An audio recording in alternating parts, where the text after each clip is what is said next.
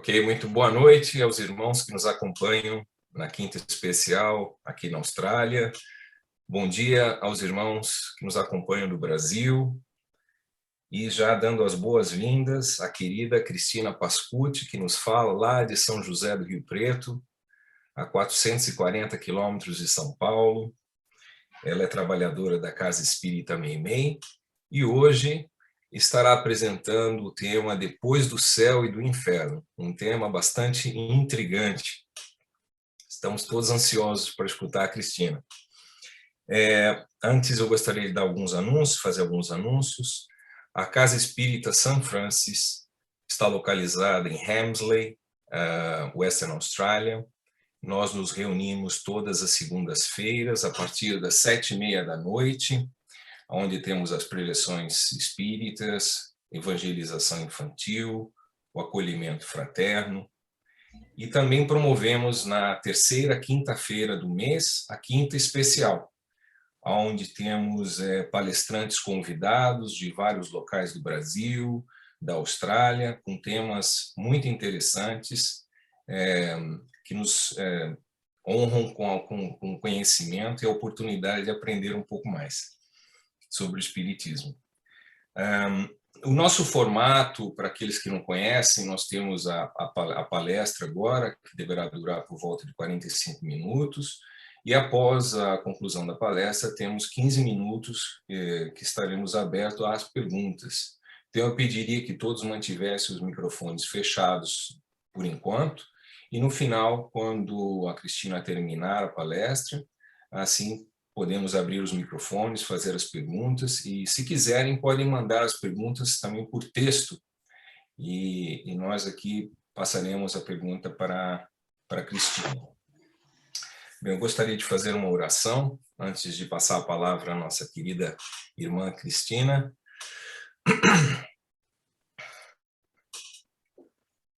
Vamos tranquilizando nossos corações e elevar nossos pensamentos ao nosso Pai Celestial, ao querido Mestre Jesus e a São Francisco de Assis.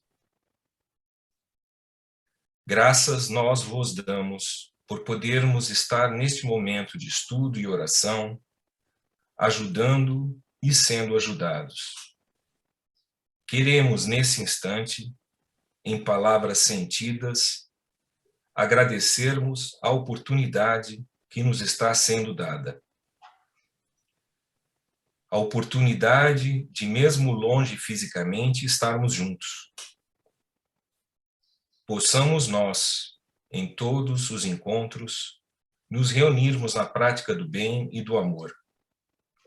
Que as vossas falanges de trabalhadores possam estar presentes, amparando-nos, ajudando-nos a dar luz de verdade a este momento especial de estudo.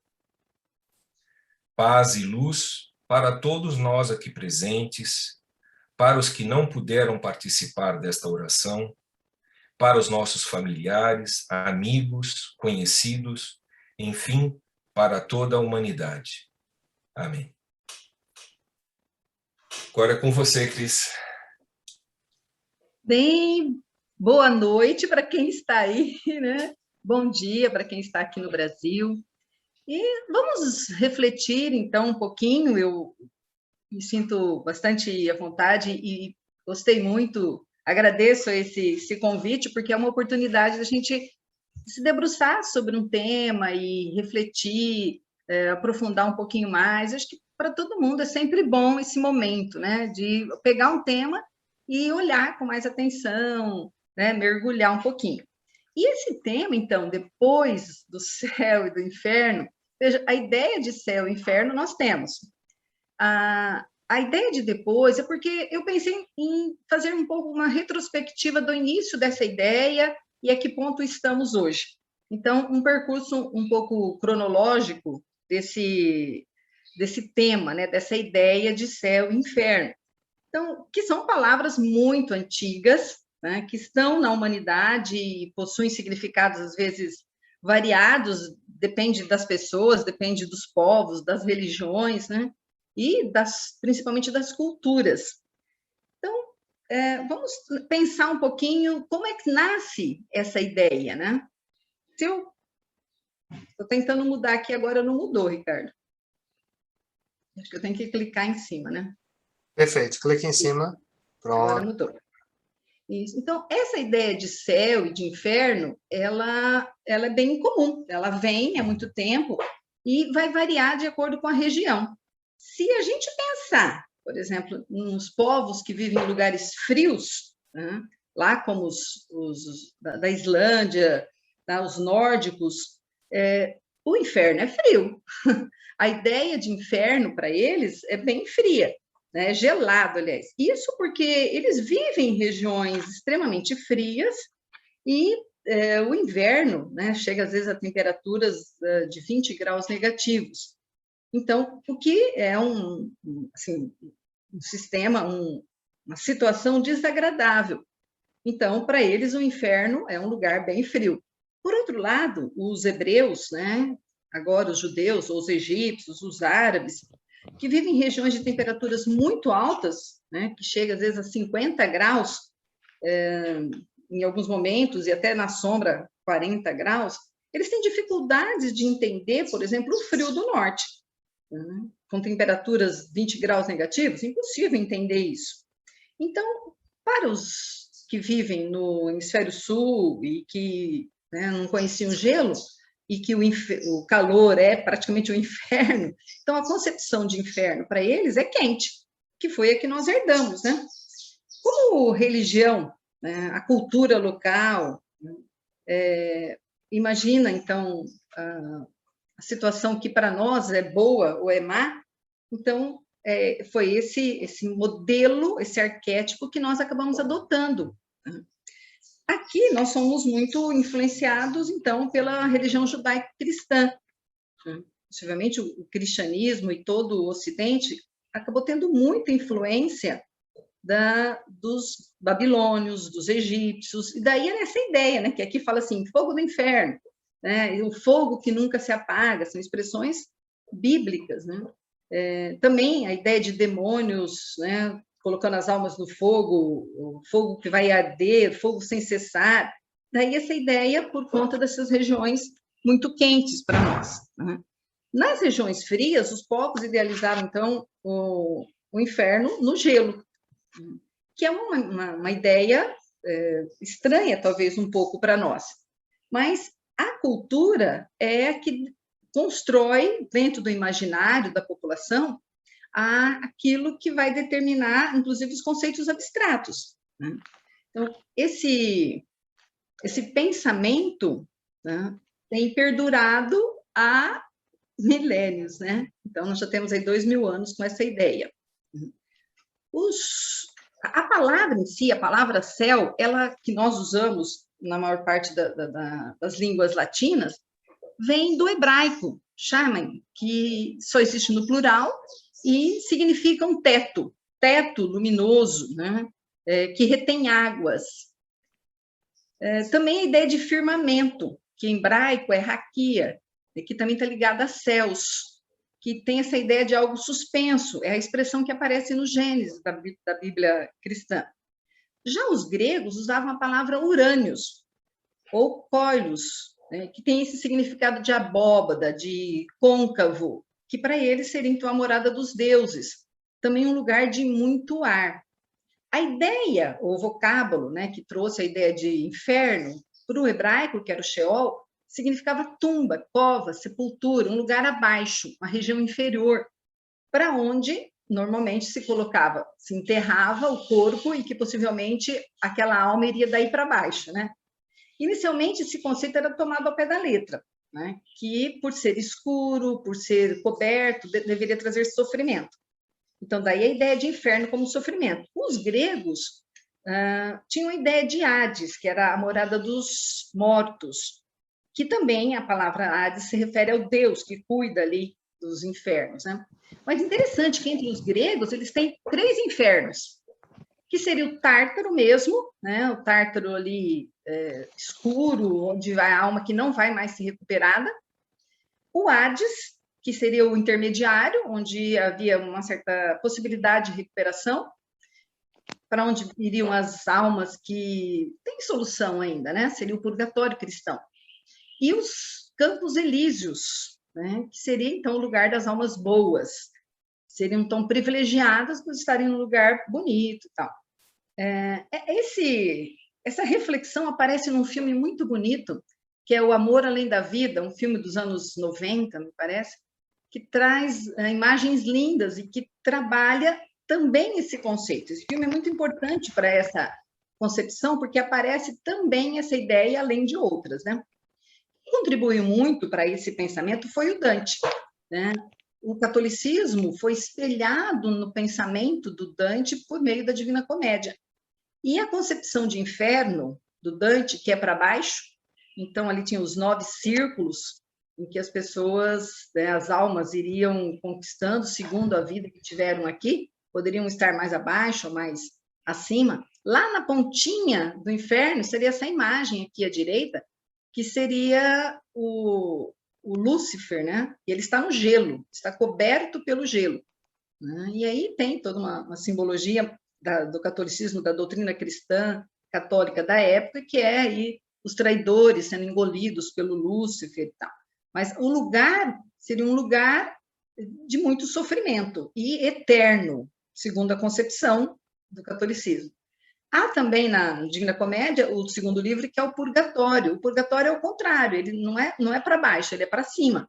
Seria assim, toda a terra que saiu do inferno vai para cima. E são degraus que vão subindo, também 9 círculos, que também vão receber segundo a vida que a pessoa teve aqui, né? Então, a questão aí dos orgulhosos, dos invejosos, dos gulosos, dos luxuriosos, então, segundo a sua vida aqui, o seu comportamento, ele vai ter um lugar lá no purgatório. Mas no purgatório, segundo o pensamento da igreja na época, havia a possibilidade de se sair e ir para o paraíso, que é o terceiro livro, e que coloca a cosmologia da época, né? A cosmologia da Idade Média, essa obra escrita em 1300. Então, ainda havia a concepção de que a Terra é o centro do universo e tal.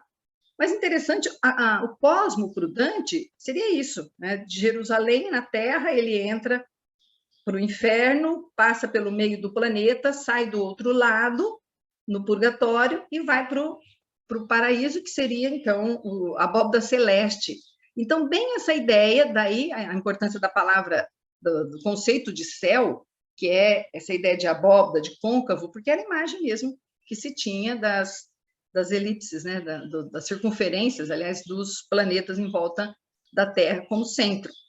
O Dante, ele foi bastante importante, extremamente importante para esse período, e hoje nós vemos que ele é tão importante que esse ano o Papa Francisco escreveu uma obra homenageando o Dante pelos 700 anos da morte de Dante.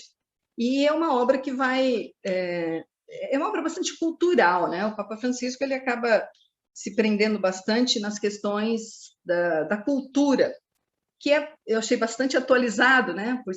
Porque a doutrina da igreja não mudou, né? Mas a visão desse Papa é um pouco diferente. Essa obra é uma carta que chama Condor Lucis Aeternae, né? Que é luz e esplendor, né? Luz eterna, esplendor eterno, que assim, retoma, né? Mas é mais do ponto de vista cultural do que do ponto de vista religioso mesmo. Bastante interessante esse fato, né? Essa circunstância de 700 anos depois a gente ter essa homenagem, né? Mas a ideia ainda é essa, ou é céu ou é inferno, né? Esse conceito, que embora varie um pouco de uma cultura para outra, né? Cada cultura vai ter mais ou menos o céu e o inferno de acordo com, né, o que, para seu gosto, né? Cada um tem o céu e o inferno a seu gosto. Mas é um lugar existente num plano espiritual, num plano astral. Essa ideia permanece, de que o céu e o inferno não estão no plano material, estão no plano astral, no plano espiritual, estão no outro plano. E nós tivemos a grande contribuição para o início desse esclarecimento, e daí, porque eu coloquei a palavra depois, né? Porque a partir dessa obra, desvenda-se em 100 e poucos anos, 160 anos, um lindo, né? Nossa, nós abrimos os olhos para essa concepção. Essa obra, O Céu e o Inferno, do Kardec, é uma obra ponto de partida. Importante, muito importante a gente fazer a leitura dessa obra, porque ela é um ponto de partida para essa compreensão. O Kardec vai trazer uma visão lógica, como o Espiritismo é, né? A visão racional, lógica, de como tudo funciona, né? Essa obra, esse texto todo está dividido em duas partes. O Kardec faz um exame, inicialmente, de todas as doutrinas, né, que falam sobre a passagem da vida corporal, a vida espiritual, pensando sempre nas penalidades, né, nas recompensas que cada um vai ter, e também é um trecho, tem algumas partes que ele fala aí dos anjos, dos demônios, e como é que foram instituídos, então, esses seres, qual a concepção que se tem e tal. É interessante esse trecho, porque tem aí a doutrina moral, né? E a partir dessa doutrina moral é que nós vamos ter os desdobramentos com as informações pelas psicografias, né, explicando mais cada comportamento, cada bônus que recebemos, né, cada atitude, e aí também as virtudes e tal. Então, essa parte é uma parte doutrinária, mas que também tem um aspecto histórico do conceito, né? Opa!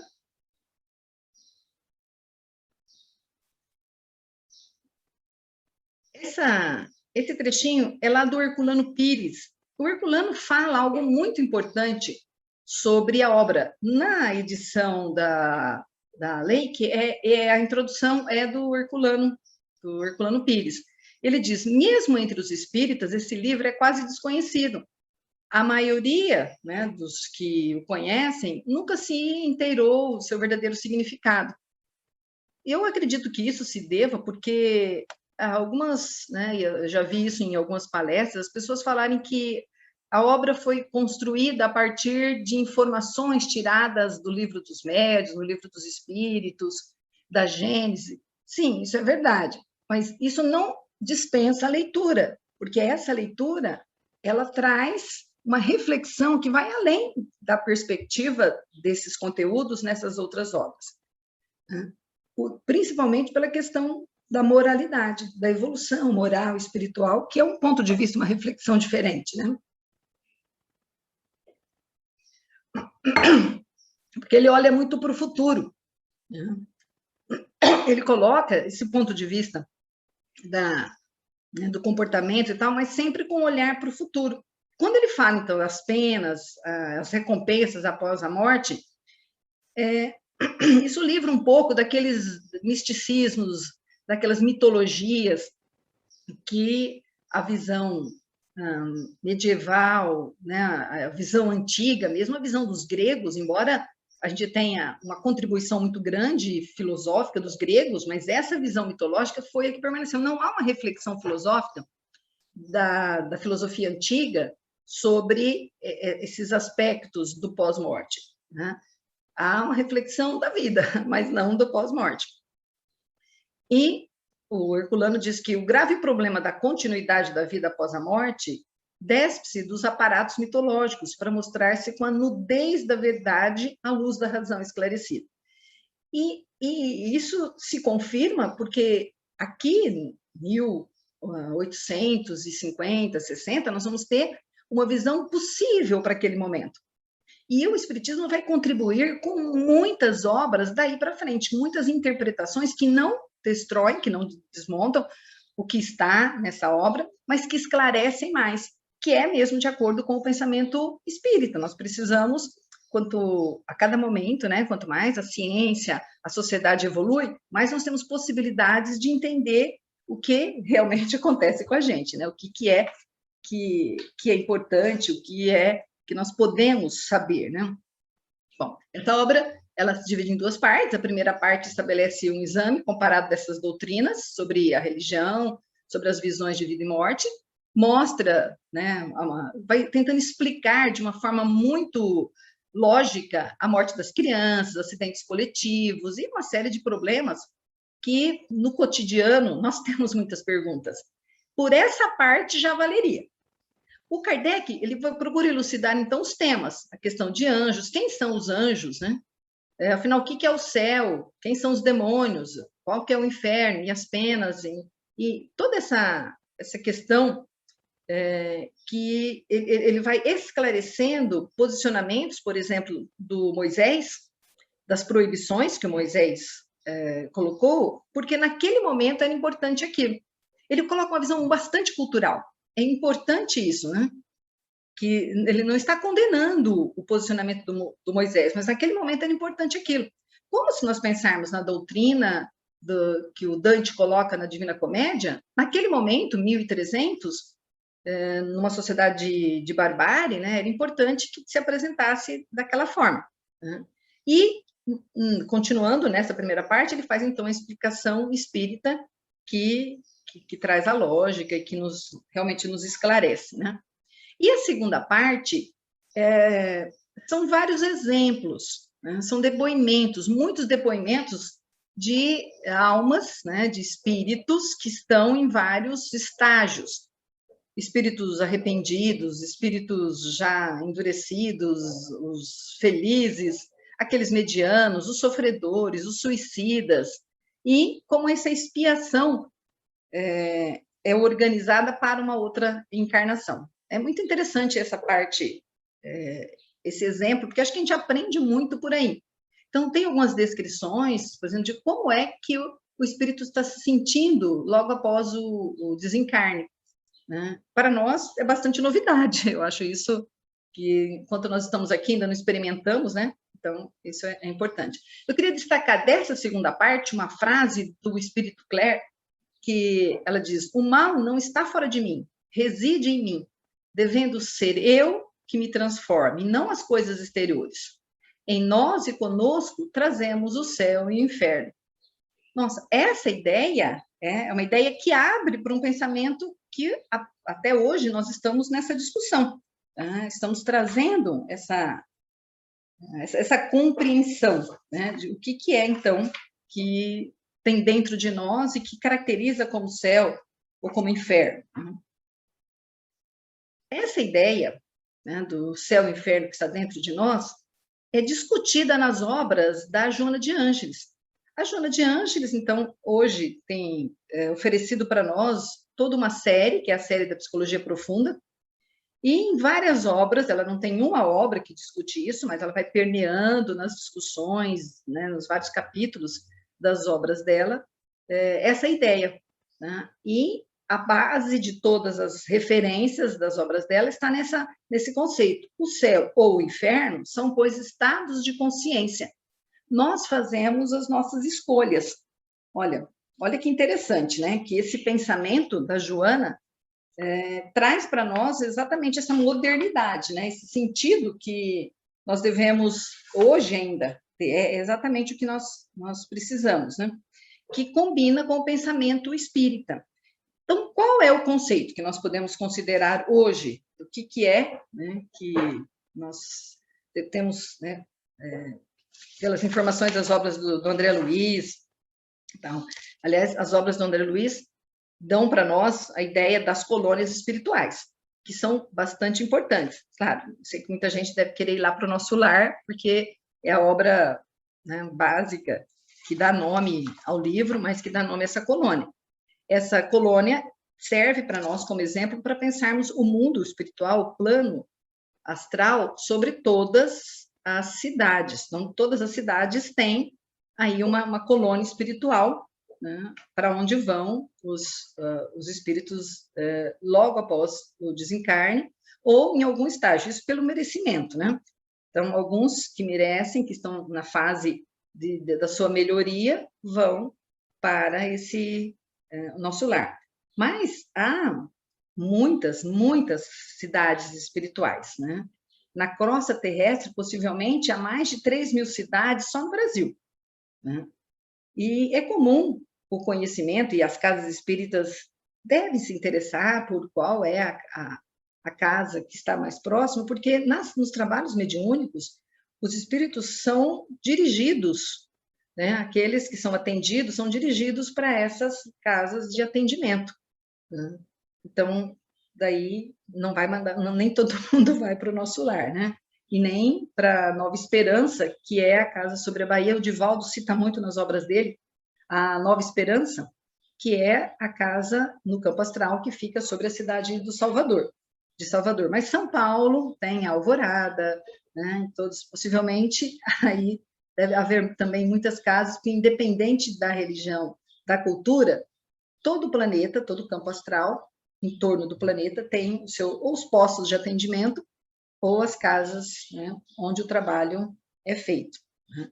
Também as zonas escuras vão receber, né, esses locais que também têm uma estrutura organizada, né, às vezes por dor, por lamentação, né, choro e ranger de dentes. Essas referências bíblicas podem ser encontradas, talvez, no plano do chamado umbral, mas que está no plano inferior, né? Informações sobre o mundo do umbral, nós vamos encontrar muito nas obras do Robson Pinheiro. Robson Pinheiro escreveu diversas obras, contando, explicando, detalhando como é que está funcionando, né? E até recentemente algumas informações sobre a limpeza que está acontecendo no umbral, né? Bom, esse pensamento vem ser mais esclarecido, então, pela psicologia profunda da Joana, que vai colocando, então, que quando nós morremos, quando nós deixamos de forma definitiva o corpo físico, a nossa mente, né, a nossa vibração é que vai nos levar para baixo ou para cima, de acordo com o padrão mental, emocional, psíquico, né? Quer dizer, esse padrão é a nossa identidade espiritual, né? Nós temos uma digital, né, física que nos identifica, cada um tem a sua digital única, que é a identificação de quem somos. A nossa identidade espiritual ela é formada pelos nossos pensamentos, pelas emoções, pelos sentimentos, pelas coisas que carregamos dentro de nós, né? Então, podemos conhecer ou reconhecer ou identificar qualquer espírito no mundo espiritual pela sua vibração, mesmo que ele tente se esconder, né? Mudando de forma, até quando encarnados, né, no corpo, às vezes é comum a gente ouvir nas obras psicografadas que o espírito acaba se escondendo numa encarnação, mas pela sua vibração, logo ele é descoberto, né? Então, ao deixarmos o corpo pela morte, né, ninguém é levado para o céu ou para o inferno. Nós é que inconscientemente nos elegemos para uma ou para outro local. Claro que os mais atrasados, egoístas, vaidosos, orgulhosos, que só fizeram mal aos outros, os criminosos, né, os corruptos, automaticamente descerão pela força da atração, a atração pela vibração, e vão para os lugares mais densos, né? Na verdade, não há nenhum demônio que venha buscá-lo, né? Aquela imagem, então, que aparece em muitas pinturas de um demônio buscando o espírito, isso não é verdadeiro. Na verdade, a pessoa ela vai pela própria vibração. Já os mais evoluídos, que tiveram bons pensamentos, né, emoções equilibradas, os puros de sentimento, que praticaram a caridade, né, que viveram o amor caridoso, aqueles que estão mais libertos do egoísmo, do orgulho, da vaidade, que já trabalharam de alguma forma, né, pelo coletivo, pelos irmãos, que têm amor, que têm compaixão, né? Eles já possuem corpos energéticos menos densos, mais sutis, e são atraídos, então, para as zonas superiores, pela própria vibração, né? Então, nós não temos que nos preocupar exatamente com esse... Dizem que o espírita se preocupa não com a morte, mas com a passagem, né, no desencarne e a passagem para o outro lado. Então, se você está numa boa vibração, tranquilo, né, você vai ser atraído para os lugares, né, para os lugares bons, né? Jesus, né, já havia dito que não haverá violência, nem ninguém arrebatará os céus com violência. Cada um vai subir de acordo com a sua vida aqui na Terra, né? Então, seus sentimentos, pelo seu histórico de vida aqui. Né? Então, não haverá violência, não haverá privilégios, né? Apenas merecimento. Né? Para passar para as cidades espirituais ou para lugares mais superiores de boa vibração, nós vamos ter cacife, que significa a nossa vida aqui, a nossa vida de virtude, né? Bom, acima de tudo, então, o céu e o inferno é uma questão de consciência, né? De consciência, de ideal, de construção mental, né? Isso é que nos torna bons, né? Ou maus, mais evoluídos ou menos evoluídos. Então, nós temos livre-arbítrio para isso. Por isso que a nossa consciência, aquilo que está internamente, é o que vai nos conduzir. E olha que essa ideia não é uma ideia tão nova. Tá? Nós encontramos nos livros Vedas, em especial numa obra, né, numa parte, né, que é os Upanishads, que foi escrito em torno aí de 4.000 antes de Cristo, né, isso é que nós temos acesso. Deve ter tido muito mais coisa que não chegou até a gente. Mas a referência a esse pensamento.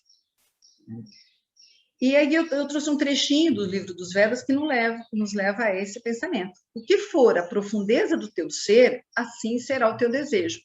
O que for o teu desejo, assim será a tua vontade. O que for a tua vontade, assim serão os teus atos. O que forem teus atos, assim será o teu destino.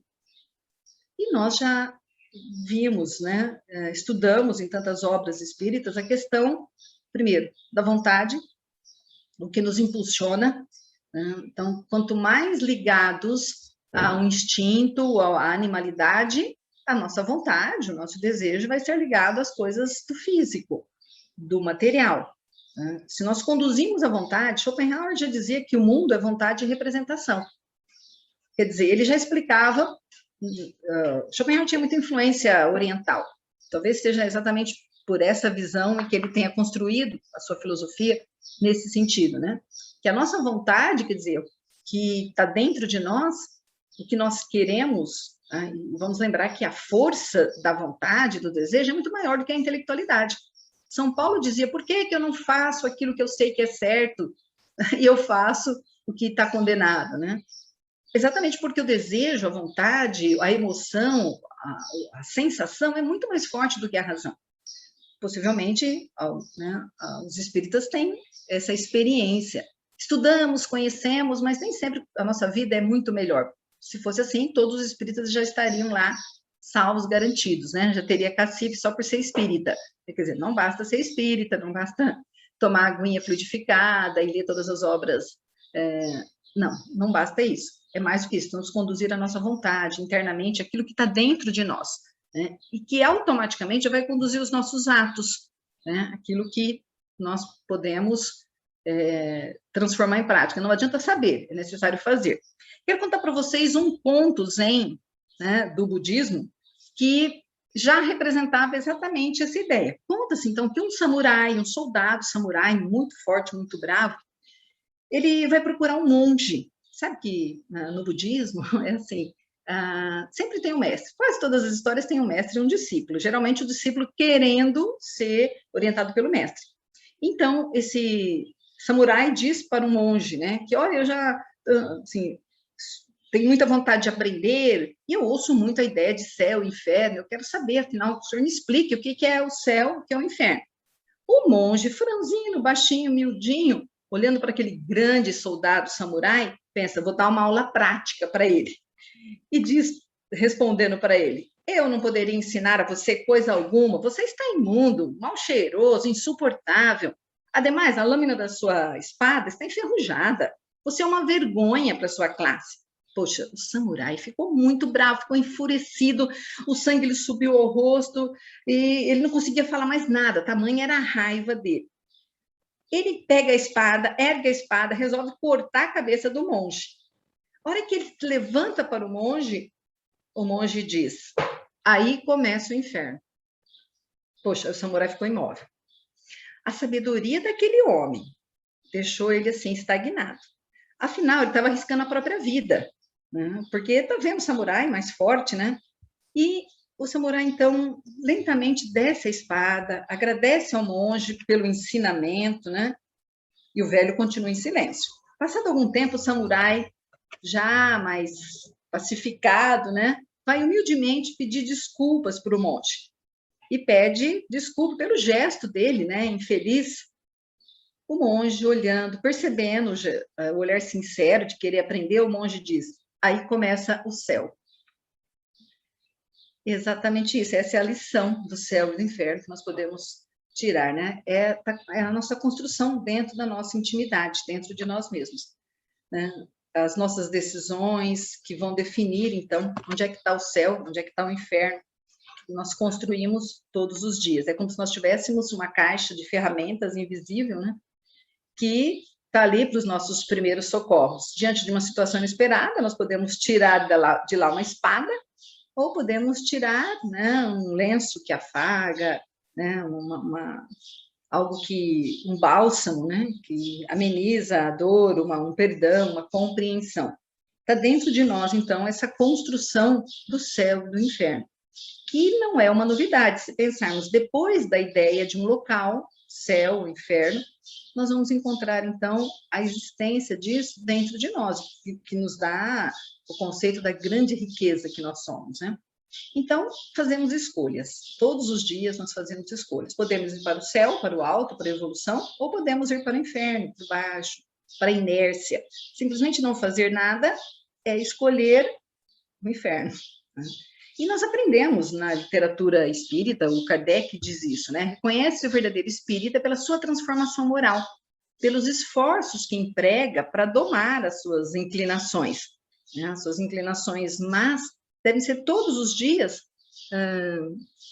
disciplinada. Tem uma frase que eu acho muito bonita no Pequeno Príncipe, que o Pequeno Príncipe diz que de manhã ele levantava, fazia higiene pessoal e ia cuidar da flor. Ia tirar as sementinhas dos baobás que estavam no centro do planeta.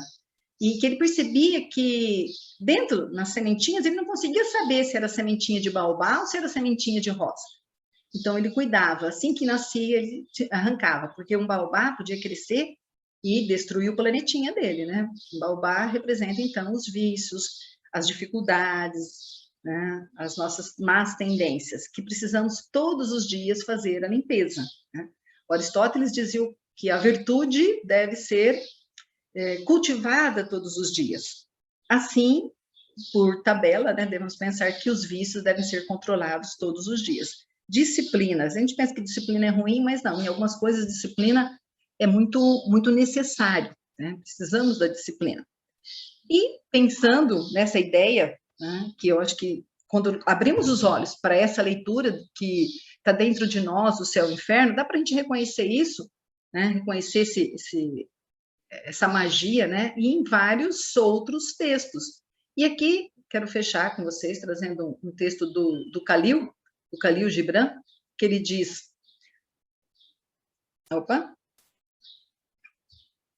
a consciência de uma planta no meio do inferno não para.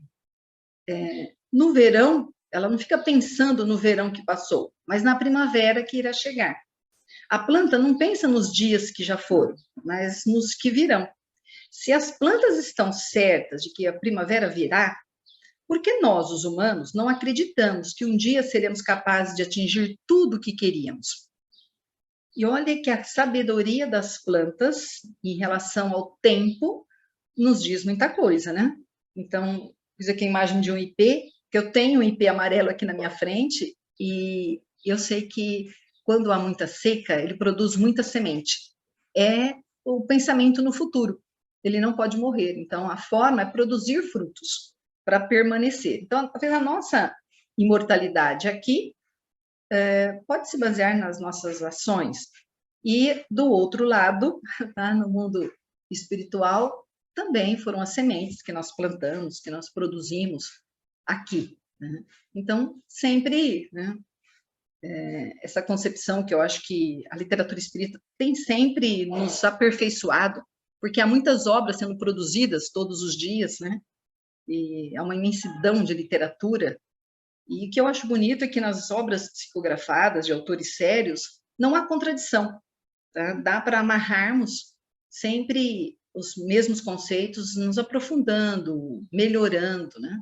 Abrangendo mais, porque também nós estamos evoluindo, né? Então, a ciência evolui, a cultura evolui, e a visão do mundo espírita também deve evoluir, né? Do que somos. E sempre dá para voltarmos a uma ideia que é atitude virtual, né? De virtude. Autoconhecimento, né? Saber quais são os nossos vícios, tá? Pensar, trabalhar muito o autoconhecimento, conhecer, trabalhar o conhecimento, a leitura, toda a inspiração que o tempo todo o plano espiritual está dando para nós, está aí, né? Uma enxurrada de informação, e a prática do bem, né? Isso sim é o que vai nos conduzir, então, para o céu, que aquela concepção antiga pensava existir. Na verdade, é um mundo elevado e a melhora, né? Como espírito, seja para ir para um plano maior, ou seja para trabalhar melhor aqui, né? É isso. Está aberto, então, para as perguntas, né? Eu vou fechar aqui o slide, então, para podermos ter mais espaço, ok? Tá bom. Cristina, muito obrigado. Foi fantástica a sua apresentação. Achei muito interessante. Eu acho que traz uma nova dimensão, a importância de estudarmos o livro do Céu e Inferno, do Allan Kardec, né? Que nos dá uma nova dimensão de tudo que a gente já vai aprendendo nos outros livros da coleção, né? Mas de uma forma até certo ponto mais prática, porque especialmente na segunda parte do livro, quando você tem os relatos dos espíritos, né? Eu acho bastante interessante a visão deles. Também aquela parte que ele detalha o desencarne, né? No comecinho da segunda parte, que eu achei assim até um pouco emocionante, ler aquele setor do livro ali que ele descreve com muita riqueza de detalhes a questão do desencarne, né? Nós temos aqui também o nosso Ricardo, que veio da terra dos Vikings. Ele morou lá. Mas, olha, eu achei muito interessante uma coisa também, a parte da convergência, né, das ideias do Vedas, da Joana de Ângeles, do Espírito Clare. São épocas bem diferentes, locais bem diferentes, mas é interessante ver como converge para a mesma mensagem, né? E o conto Zen também achei fantástico. Eu não conhecia e achei realmente espetacular. É uma coisa para a gente ter na memória, porque é parte das decisões que a gente faz no dia a dia, né? Se você vai descer o sarrafo em alguém ou se você vai se acomodar e tentar entender a situação sem violência, né? Achei muito bacana. Eu não sei, está aberto, pessoal. Se alguém tiver perguntas, quiser fazer pergunta por áudio ou quiser fazer uma pergunta por mensagem, estamos abertos aí. Enquanto o pessoal pensa, eu tenho uma perguntinha. Eu queria saber se a gente fala muito dos níveis vibratórios, né, das cidades, nosso lar, etc., e do umbral, né? Dentro do umbral, a região umbralina, ela também é dividida em setores ou seria uma região onde até uma certa vibração todos estarão ali, sem essa divisão? Interessante, né? Que essa ideia que está lá nos gregos também já, né? Que há divisões, sim, né? Quando os gregos tinham lá o Hades e depois o Tártaro. Realmente, nas obras do Robson Pinheiro, a gente encontra descrições minuciosas desses locais, né? Locais onde as pessoas estão perdidas. Na verdade, elas não são más, elas estão perdidas, não tiveram boas atitudes e, por isso, não mereceram ir para... né, seu campo vibratório não atraiu para lugares melhores, mas estão ali perdidas, não têm a intenção de praticar o mal.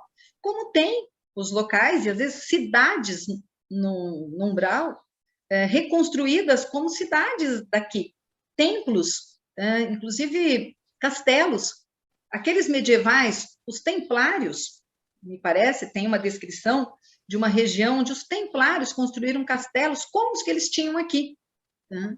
E estão ali ainda envolvidos com aquela vibração da defesa, né, dos seus valores, como tem lugares, laboratórios, né? A tecnologia, nós sabemos, né? Claro que a tecnologia do mundo espiritual é muito maior, é muito mais aperfeiçoada, do mundo do bem, mas também é uma tecnologia porque há espíritos muito inteligentes, que há laboratórios, produção de, né, uma série de artefatos para manipulação aqui dos seres encarnados. Então, há lugares muito profundos e que, né, muito das trevas. Então, há níveis, sim, há níveis diferentes, e nós encontramos essas descrições tanto na literatura psicografada, quanto por dicas, porque o legal, você citou essa parte, da segunda parte do Céu e Inferno, tem os depoimentos, tem as descrições e tem os depoimentos por espíritos que estão vivendo determinadas situações. E interessante como eles alertam a gente para isso. Tá? Assim, não há são sutis, são informações um pouco sutis a respeito do umbral, a respeito desse mundo inferior. Mas dá para a gente interpretar daí como há, sim, uma diversidade muito grande dessa posição, tá, que está acontecendo. Aliás, nós temos também hoje algumas informações de psicografias mais atuais que há uma propensão, uma limpeza, né? Uma certa higienização no mundo, porque nós estamos num período de mudança de planeta de provas e expiações para regeneração. Como não vai ficar nenhuma ovelha perdida, né? Então, a proposta, o plano espiritual está trabalhando, né, esse lado, né, do umbral para que eles tenham chances, e daí nós estamos encontrando, né, algumas encarnações um pouco complicadas aqui, porque são espíritos que estão tendo a oportunidade de voltar, de encarnar e de praticar o bem. Tá? Eu acho muito interessante uma forma de pensar que pode ser que nós aqui, na nossa forma egoísta de viver, dizer, mas, poxa, esses espíritos vão vir perturbar, nós já estamos com um monte de dificuldade aqui, né? Eu não sei aí nós, mas aqui no Brasil não tem problemas demais. Para que trazer esses outros? Mas olha que interessante, se eles, muitos vêm para cá com a intenção de manipular também, de assumir poderes e tal, mas do ponto de vista, né, de Jesus, o coordenador do planeta, todos devem ter oportunidade, nenhuma ovelha vai ser perdida.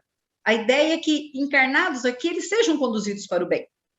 Isso depende também dos que estão aqui encarnados, né? Para que a gente tenha essa vibração, esse bom pensamento, para conduzir esses que estão perdidos e que estão tendo a última oportunidade, para que eles sejam abraçados, sejam recolhidos, para que a gente tenha caridade com essas pessoas, né? E às vezes, quando vemos uma atitude má, violenta, né?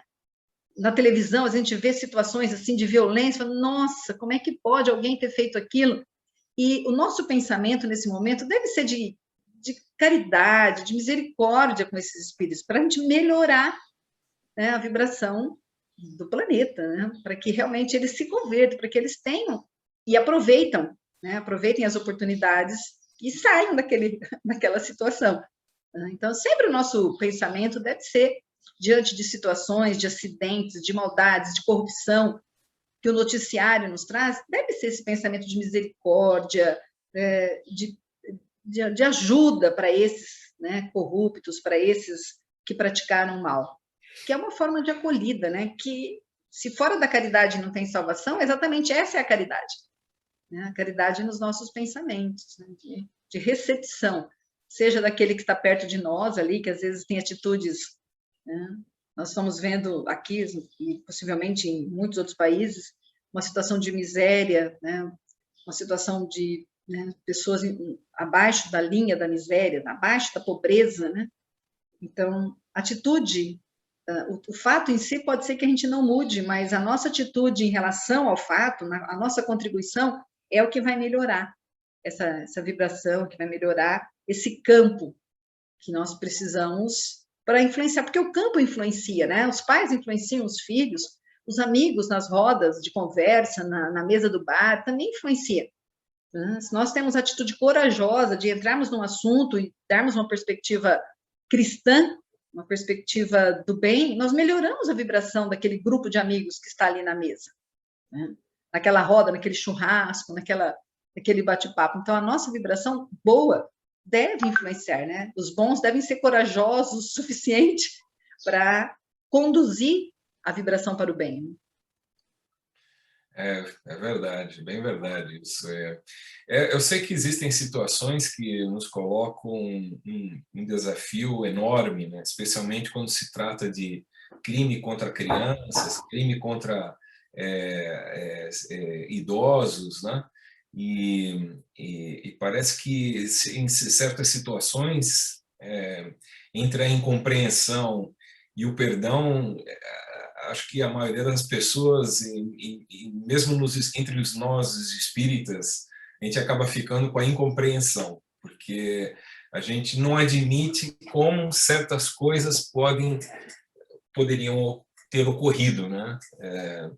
Como assassinato de crianças, coisas assim bem dramáticas, né? Que a gente vê às vezes por aí, né? Recentemente aqui na Austrália uma menininha foi sequestrada de um camping, uma menininha, não sei a idade dela, mas deveria ser, sei lá, uns 7 anos, talvez, e ficou por uns 20 dias na mão do sequestrador, que, por sinal, não a tratou mal. Não houve violência, ele tem algum tipo de problema, mas assim, quase que ele mesmo como sendo uma criança, sabe? Queria mais uma criança para brincar, sei lá, uma coisa assim. Aqui me falaram, a 4 menina anos. tinha 4 anos, exatamente. Então, é difícil, né? Você ver uma situação assim e você tentar, poxa vida, né? Tentar compreender a situação por vezes difícil, coloca um desafio enorme em nós, né? Mas é a história do samurai, né? Você tem que baixar a guarda e tentar fazer o possível para tentar entender o problema e elevar as nossas vibrações, como você mesmo mencionou, né? Você sabe que nessas situações, a gente vê muito aqui também situações assim, né?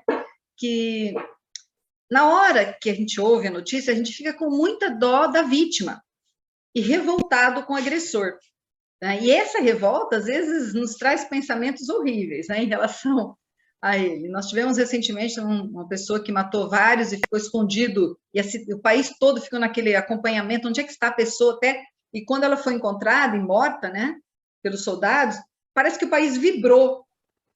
E foi muito mal isso, né? Muito mal, porque vamos entender que a vítima, do ponto de vista, né, que o Kardec nos ensina, não a vítima, né?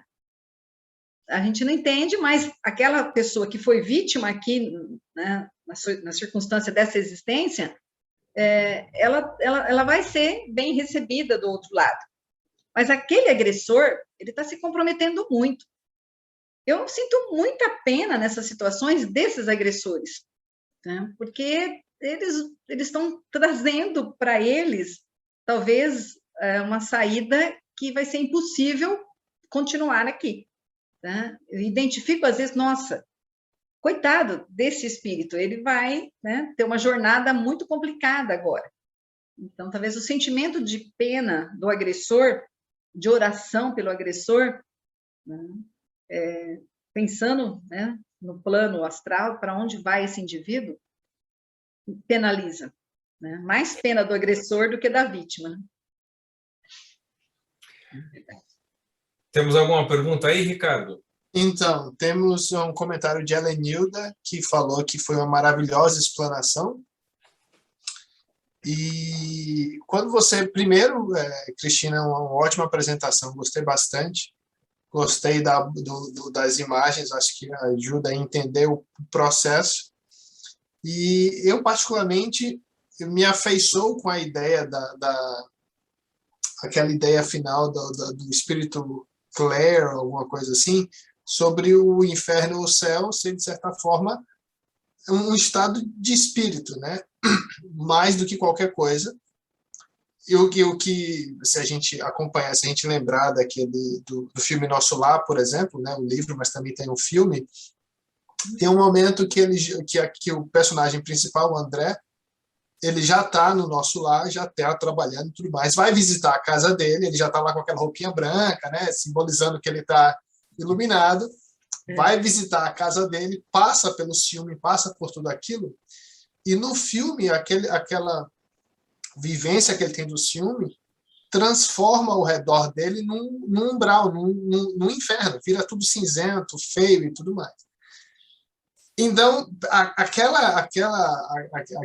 ali, o exemplo também do conto do Zen aí, me leva a criar ainda mais sobre a nossa percepção, né? E o que abre milhares de questões, como algumas pessoas às vezes falam, mas quer dizer, então, se uma pessoa fizer uma coisa absurda, mas ela achar que estava certo, ela vai para o céu ou vai para o inferno? Aí eu já não sei, eu acho que tem outras coisas que vão entrar nessa definição, porque, como você falou, o desejo também tem um caráter muito importante nisso, a consciência. Então, não é tão simples uma pessoa fazer uma coisa absurda e não está com aquele desejo atrelado. Ou talvez se fez e o desejo não estava atrelado, talvez realmente. Mas, bem, é uma questão complexa. Um comentário que você falou, que eu queria fazer, na verdade, um comentário, você falou sobre os espíritos que vêm, né? Que você fala, vão todos dar uma chance, pô, mas eles vêm atrapalhar, a gente já está com dificuldade, vão ainda trazer mais problemas, vai ainda bagunçar mais o negócio. Tem um livro de Zíbia Gasparetto que se chama Nada é por Acaso. Nessa história do livro, tem um momento lá que, em uma determinada encarnação, um personagem que está mais equilibrado, está bem de vida, parece uma pessoa mais evoluída, ajuda a personagem principal que estava passando por dificuldades, estava uma pessoa perdida na vida e tudo mais. Muito bem. Numa segunda encarnação, as coisas trocam e essa pessoa que estava muito bem e tudo mais passa por um desafio que ele entra numa tormenta. E quem vai ajudar ele é aquela pessoa que ele tinha ajudado em outra encarnação, que nessa nova encarnação tinha conseguido evoluir e tudo mais, né? Então, no fundo, a gente não sabe qual desses espíritos que hoje são tão menos evoluídos que nós, amanhã podem alguns deles estarem muito mais evoluídos que nós, porque cada um caminha um passo diferente, e está a nos ajudar a puxar a gente para frente, né? Ou dar uns empurrãozinhos. Então, eu acho que às vezes eu entendo também, às vezes, poxa, seria tão melhor se todo mundo fosse pior do que eu saísse da Terra. Né? Falar, não. Ou não, talvez o peso de ser o pior da festa fosse suportável também, né? Se a gente puder falar assim. Mas esse é o comentário, eu adorei a apresentação, só queria compartilhar isso. E é isso, foi muito boa a apresentação, gostei bastante. Obrigada. Eu fiquei pensando agora, Ricardo, essa situação, né? Que às vezes aquela pessoa difícil que está vivendo com a gente, né? Aquele amigo complicado, cheio de problemas, é a nossa tarefa, né? A gente às vezes pede a Deus, quero paciência, por favor, peço ajuda, tolerância, me dê paciência. Ele dá um amigo assim. É esse amigo que vai nos dar, vai dar paciência de presente, vai dar um amigo difícil, vai dar um filho complicado, né? Vai dar um cônjuge cheio de problemas. Você não pediu tolerância? Aí, verdade. Né? Ele vai nos ajudar aqui mesmo, né? Verdade. E um comentário sobre uma palestra que a gente ouviu de Tico, né? Carlos, que é que é um dos membros do St. Francis, ele falou, citando Portela, né? O professor Mário Sérgio Portela, eu acho. Cortella, desculpa, então, Mário Sérgio Cortella, que a lição da vida é que a vaca não dá leite, a gente tem que ir lá tirar. Então a paciência talvez seja essa. Deus não vai lhe dar paciência, ele dá a chance de você ir lá pegar a paciência para si. Então você tem que ir lá e trabalhar a paciência. É verdade. É o esforço, né? De fato é um esforço. Pelo esforço. De fato é um esforço. Legal, é isso mesmo. Tem esses pequenos problemas que se colocam na nossa vida com o objetivo de nos dar oportunidades de melhora, né? Então, é o momento que você não deve desperdiçar, né? Justamente. É entender isso, né? Que nós temos oportunidades. É boa essa palavra, né? A existência é oportunidade, cada ação, cada trabalho, cada assim, situação difícil é uma oportunidade. Isso é oportunidade, né? E nós vamos ser avaliados pelo quanto aproveitamos as oportunidades, né? A mesma ideia, acho que de oportunidade é o contrário, né? Quando nós comparamos com as pessoas e disse, nossa, mas aquele lá não fez. Hoje, em relação à caridade, muita gente diz, mas ajuda, a pessoa não sai daquilo, mas se eu conseguir, ela podia ter conseguido também. Às vezes é oportunidade, né? A gente pode pensar de uma forma grosseira que a pessoa não teve esforço, mas não teve oportunidade, né? O nosso ato de, assim, de tolerância, de caridade com as pessoas é pensar, talvez, será que ela teve oportunidade? Às vezes não teve. Né? A pessoa está numa situação difícil porque não teve oportunidade, né? Não teve oportunidade de estudar, vem de uma região difícil, teve que ajudar trabalhando cedo, não teve oportunidade, né? Então, verdade. Também é uma forma de pensar a ausência da oportunidade, o quanto pode ter dificultado a vida da pessoa, né? Verdade. Bom, a gente já estamos com o nosso tempo concluído, então gostaria mais uma vez de agradecer muitíssimo pela sua participação, pela sua contribuição, agregou muito conhecimento para mim e acredito para todos que participaram hoje aqui e que participarão, porque a gente coloca, se você não se importar, a gente vai colocar o vídeo no YouTube e aí os seus amigos ou qualquer outra pessoa vai também ter acesso e poder participar e aprender um pouco desse conhecimento que você dividiu conosco nessa noite. Nosso muito obrigado. Eu agradeço a oportunidade, porque é sempre gostoso conhecer pessoas, tá? É um imenso prazer conhecer vocês aí e saber que tem uma casa que está nesse trabalho tão bonito de multiplicar a doutrina espírita, né? Muito obrigado pela oportunidade também de estudar, de pegar um tema e debruçar um pouquinho, né? Muito obrigada mesmo. Eu fico muito agradecida. Bom, Cristina, se você pudesse nos honrar com a oração de encerramento. Sim.